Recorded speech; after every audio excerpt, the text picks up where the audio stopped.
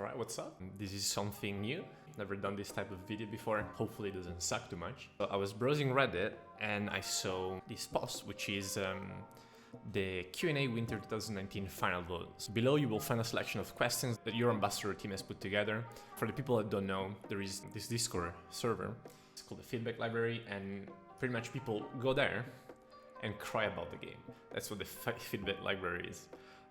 And I guess there's volunteers, like these poor unpaid people, have to read probably tons and tons of pages and pages of crying by the lowest type of scum that play this game. And what they did is they took these submissions and made a list. Let's start the survey. I'll do my part. I'm doing my part too. So family name, you know it. What region? UNA. And mobile as well. What? I understand console is the same game, just a older patch. But mobile is like a completely different thing. Anyway, next. Below are 17 questions spanning a variety of content. Please select the top 10 questions that you would like to be the highlight of our developer Q&A 2019. Each question comes with great concern and a following question. Number 1. Many players are under the impression that succession or traditional skill are supposed to be the answer to class balance. And while they are optimistic about the traditional skill system, they believe that there are still core fundamentals that need to be addressed. Does PA consider succession skill changes to be the final stage of class balancing, or will they continue to commit to analyze and making changes to current class even after succession? This is personally a bit worrying. People really have the impression that succession is the answer to class balance. The way I see it, the way many people see it, is that succession is a dumbed down version of the current skill system of the awakening, and they are implementing this just to make things easier, necessarily more balanced. I think this question touches an important subject, which is balance and succession, but I'm not sure if it's the right question. I'll tick it for now because I would like to know what PA thinks. But then again, we have Crimson Desert Beta next year. Last year of playing BDO, boys. Although RBF is typically considered as one of the main PvP entertainments outside of Noders and Castle Siege, the available hour of RBF has begun to feel stale for veteran players. And will the developers consider expanding the content of Red Battlefield to utilize other hunting zones areas that players have different landscapes of which they enjoy Red Battlefield? I'm fucking clicking this one 10 times. This is quite the understatement. It has begun to feel stale for veteran players. RBF felt stale in 2016. So yes, please, there's so many good ideas that came from the community for arena PvP, really. Like capture the flag or older modes. I would love an answer to this. Dedicated Nodor and Siege players strongly feel that Mercenary system has caused a degradation of not only what it means to be a part of a guild, but that it has also undermined the efforts of many guilds that have and are continuing to work hard to become better and stronger. Will the developers review the Mercenary system not only in terms of how it affects Nodwars, but how it affects the morale of guilds themselves and the meaning of building and growing a guild? I think this is true. Mercenaries made it so that it's not really worth it to be in specifically a siege guild, because you get to have a siege, you get to PvP without being part of the community, which is the main reason you want to be in a guild, right? It's the PvP and the community, so it removes one aspect of it. I'm not sure if I want to tick this yet. I don't care as much for siege, so this personally does not affect me as much. I don't think this has that big of an impact in a small scale. I do think it's important to address this. I do feel like it's an issue that you have less reasons to be in a guild, because making a guild is important. It helps the competition. It helps the PvP scene regardless of if it's small scale or large scale. The Great Ocean Expedition has been a great content works thus far. And even though there are nuances with that content, many players are enjoying the change of pace.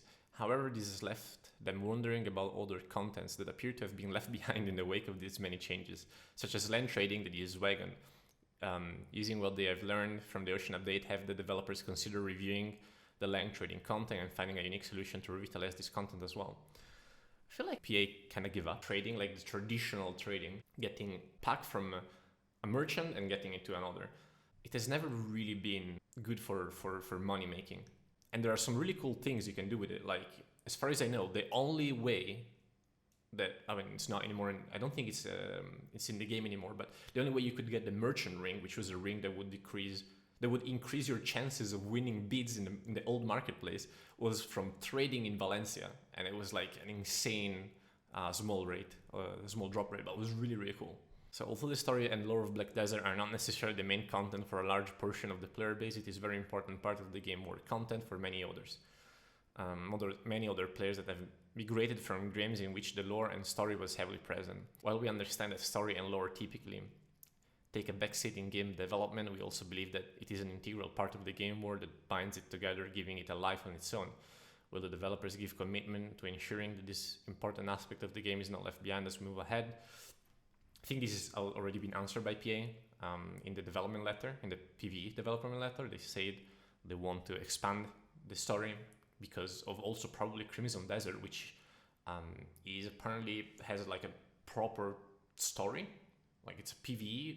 It's like a single player story driven game with also MMO elements. We don't know much about it yet, but I think this has already been answered. So I don't think there's a reason to take this.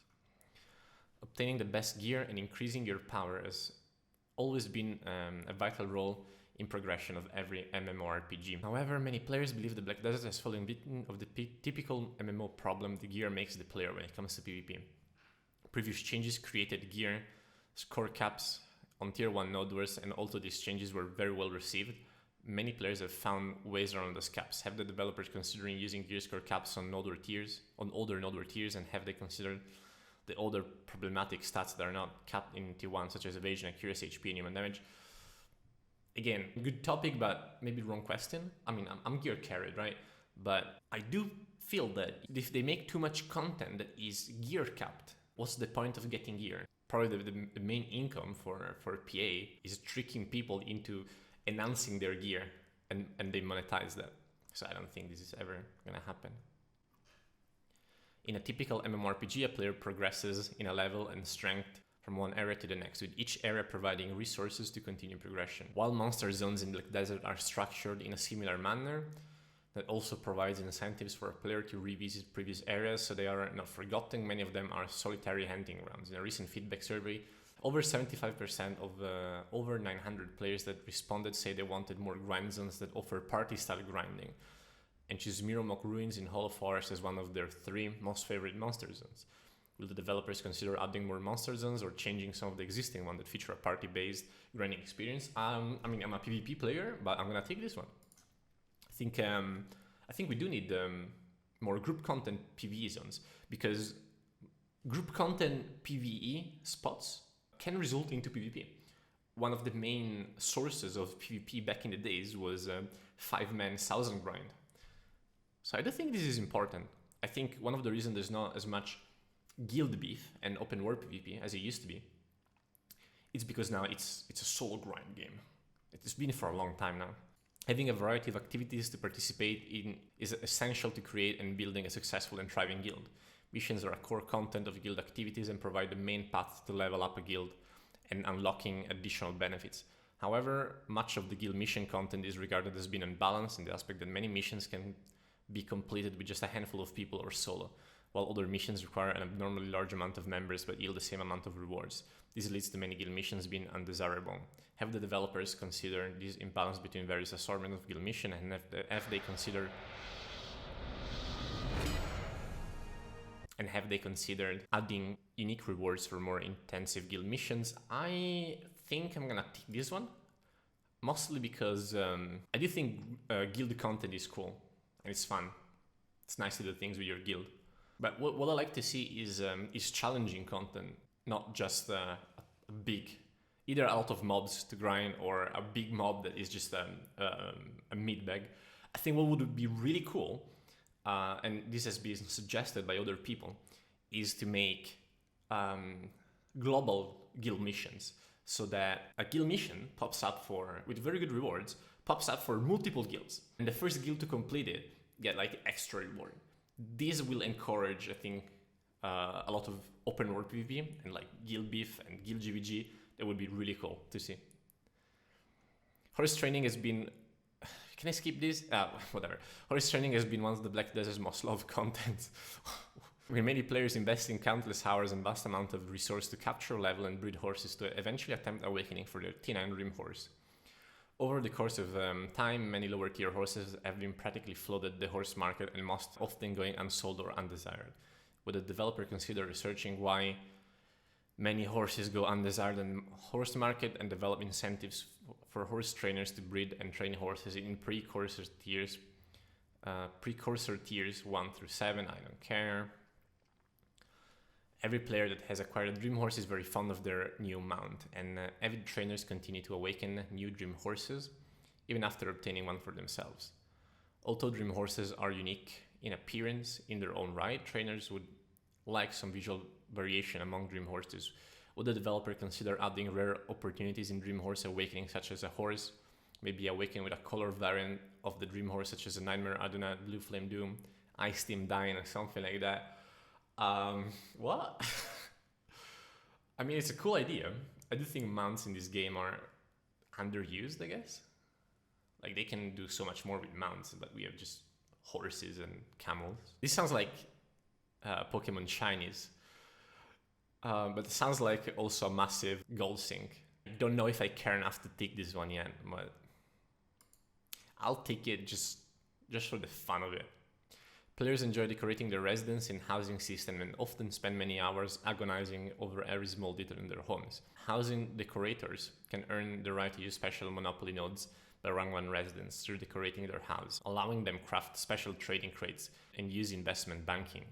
However, avid decorators feel that housing system has long been dominated by primarily cash shop spenders, and the monopoly nodes have only been available to the most extreme of housing decor spenders. While they greatly enjoy the unique furniture from the cash shop, they feel that it is almost impossible to obtain rank 1 house when competing with a spender. Would the developer consider redesigning the rank 1 system to provide more fair opportunity for all players to use investment banking nodes? No, they will not, because this gets them a fuckload of money. I mean, it would be cool. As the question says, the housing system is pretty much dominated by whales. With many updates to leveling and progression, reaching level 56 and above has become drastically easier. Players often choose to bypass Medea completely and proceed to Valencia, as the monsters are just as easy and offer better experience rates via Marnie Stones and better overall value drops.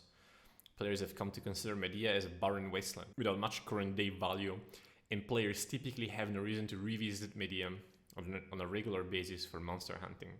Have the developers considered the decline of desirability of Medea hunting grounds, and are there any plans to create incentives to make Medea a considerable option for progression playthrough from 52 to 58 compared to Valencia? I think BDO does a decent job at making you revisit old zones to make the world feel kind of alive.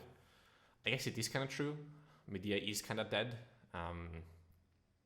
They are adding some places, Kratuga, Grindspot. So maybe that's like PA's answer to this. It does feel like Medea could use a revamp. And so does Valencia, to be fair. I mean, the entire bandit / red player thing should get revisited entirely, in my opinion. So maybe should I drop it? Yeah, I'll drop it. I'll drop the thing. Recruiting guild members has become an increasingly more difficult task for guild leadership in the current day of Black Desert. Many new players are often looking for a guild but have difficulty finding guild leadership or a suitable guild that they may want to join. In August of this year, the feedback library asked the community via suggestion their opinion, where over 950 of the 1300 players responded in positive favor of having a guild application system where adventurers could apply to a guild. Would the developer consider the possibility of adding a guild application system to not only make it easier for new players to find the right guild, but also for existing guilds to continue growing and prosper? I don't see why not. I mean, there's not really downsides to this, so yeah, fuck yeah. There are some contents that existed in the early stages of Black Desert that players feel have been practically forgotten over time. For example, PvP. No, I'm kidding. Well, for example, throughout Balance and Serendia, monsters can often be found attempting to raid an outpost or gateway. Killing this monster earns the player's region defense token that players can trade for contribution points. Although these items are considered no longer relevant in the current age of the game, mainly due to their minuscule value, will the developers consider revisiting the lost content and develop it to offer interesting side content in the current age of the game? Yeah, why not? That'd be cool. Daily, I guess one thing that the game could use is it's not necessarily new content as much as revisiting old content, because the world is huge. The mechanics are there, just could use maybe, I guess, a bit more of a facelift. Daily and repeatable quests are very valuable when completed consistently, as they add the overall rate of progression over time. Quests in general can also be considered as a request from the natural residents of the Black Desert world. While quests provide a variety of rewards, players often find it more desirable to obtain the same rewards via other means that are less time consuming. Would the developers consider unique item changes or quest shop that can only be obtained through questing in order to offer those players that enjoy questing greater incentives to do so? I don't like questing. I also don't feel like PA does questing right. It seems like extra work that feels like work instead of playing. Okay, last two. Crafting is a heavily loved pastime for many players across all MMOs and is a standard important staple in MMORPGs.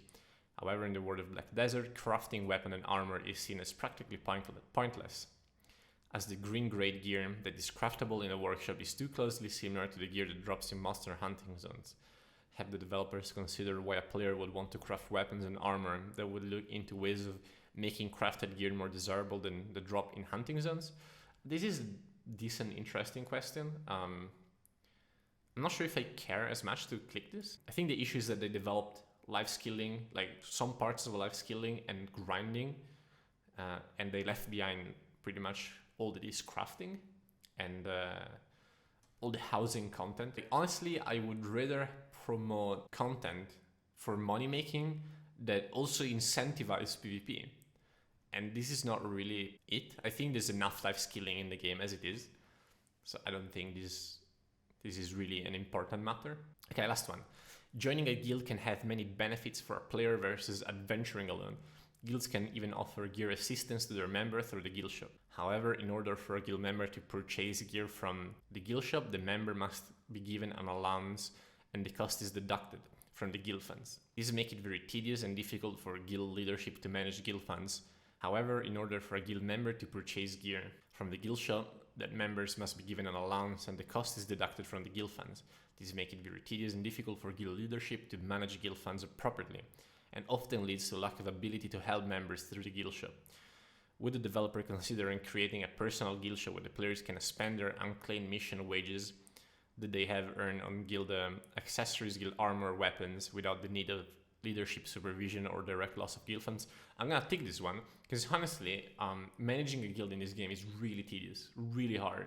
Pretty much, there's so many things locked to the guild leader only, and there's also no way to create custom officer ranks with like different permissions, which is kind of mind-blowing at this point.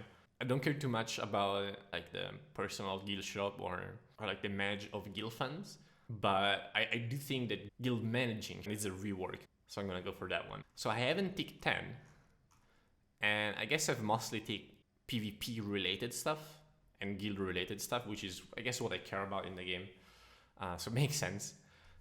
I do think these questions are decent. The questions also feel a bit sugar-coated, if it makes sense. These are not really hard-hitting questions. So hopefully we do get decent answers to these questions and not like some vague ETA coming soon type of stuff. I hope you guys enjoyed this different type of video. Let's submit this bad boy. I'll drop the link for this survey on the description below. So if you want to contribute as well, feel free to do so. I have a lot more content coming out soon. Check out the stream as well if you haven't already, and see you next video, guys.